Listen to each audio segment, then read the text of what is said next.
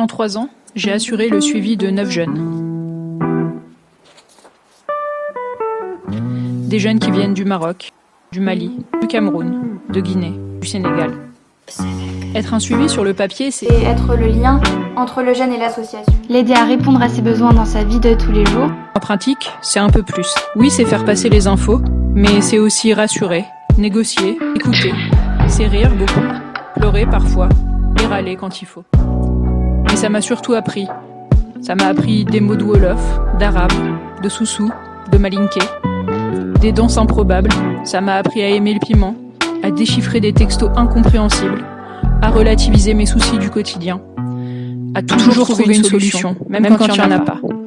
C'est une expérience humaine très riche, on tisse des liens particuliers avec les jeunes suivis et on a beaucoup à apprendre les uns des autres.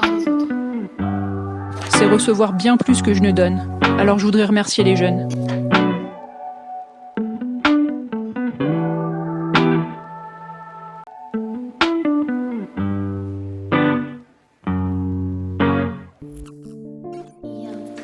Être bénévole, c'est faire de son mieux pour aider des jeunes qui en ont vraiment besoin. Se battre aux côtés de jeunes qui n'ont rien pour faire respecter leurs droits.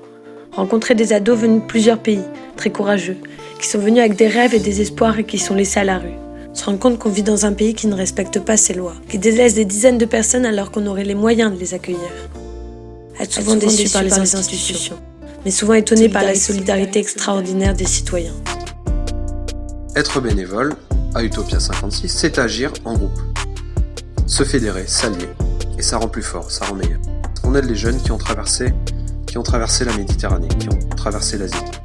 On les aide à subvenir à leurs besoins essentiels, dormir, manger, apprendre, se construire un avenir, ici, chez eux.